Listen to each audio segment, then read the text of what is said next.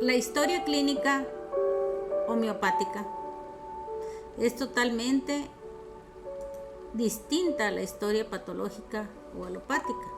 En la medicina tradicional, el objetivo es diagnosticar una enfermedad, por lo que el enfermo es el objeto de la historia clínica. En cambio, en la homeopatía,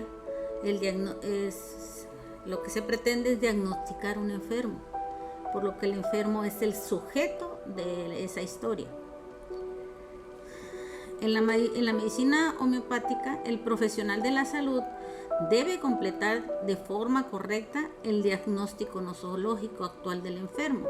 Al mismo tiempo, debe de identificar los caracteres subjetivos de valor clínico que diferencian al enfermo de cualquier otra persona que sufra la misma patología.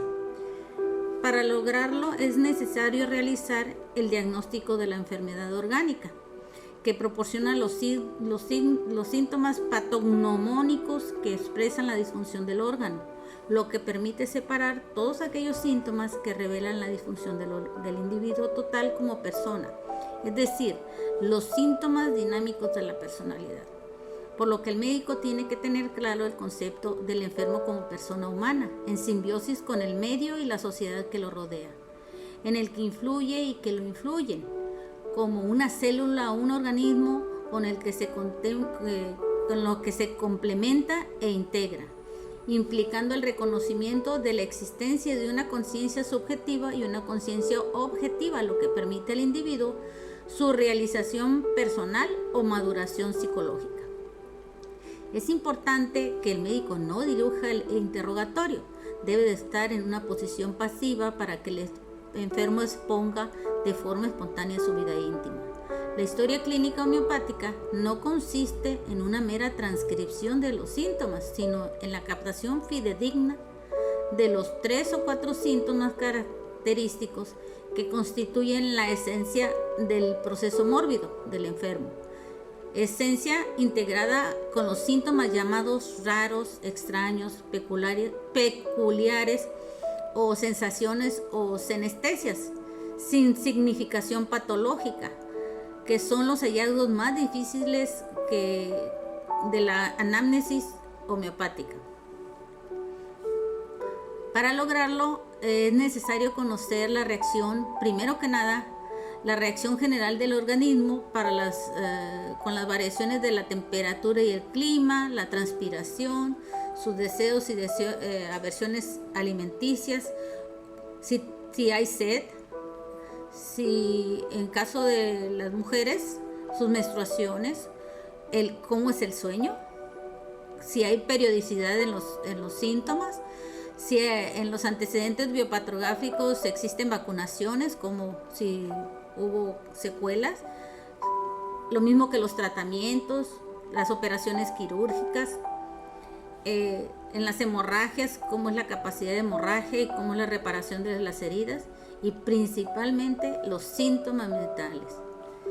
El cuadro característico del paciente debe ser integrado con síntomas determinados que involucren un síndrome mínimo de valor máximo, compuesto por aquellos síntomas que corresponden a la personalidad profunda del enfermo, tanto en el aspecto mental como en las modalidades generales. Se debe hacer una distinción entre los síntomas del carácter, que suelen considerarse como síntomas eliminatorios, y los que correspondan a la personalidad. La primera pregunta que se debe hacer son cuáles son los disgustos, contrariedades, conflictos, emociones, pesares o alegrías que ha tenido durante toda su vida el paciente. Esta pregunta obliga al enfermo a referirse a una situación actual o del pasado, tanto inmediato como lejano, según el valor traumatizante, es decir, en el área emocional que le produjo.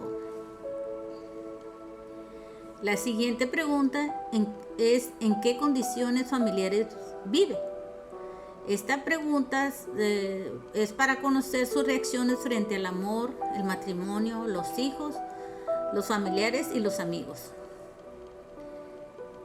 Y así sucesivamente una serie de preguntas para llegar a conocer cuál es en esencia lo que afecta.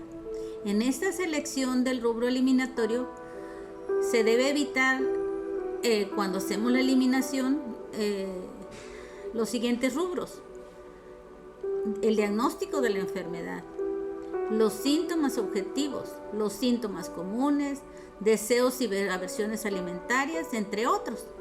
Todos estos rubros o síntomas deben ser considerados en la fase final, es decir, en la diferenciación, pero no son utilizados para la repertorización. Los síntomas que deben de tomarse en cuenta son, primero que otra cosa, las causas emocionales, mentales y físicas que reporten su biopatografía, es decir, lo que le ha ocurrido en la vida. Segundo, las características mentales de la personalidad a través de su estilo de vida, o sea, cómo es que las modalidades generales, los síntomas característicos opuestos a los síntomas comunes, y las características mentales, deseos y aversiones de orden psíquico. Así es como se logra construir una buena historia clínica.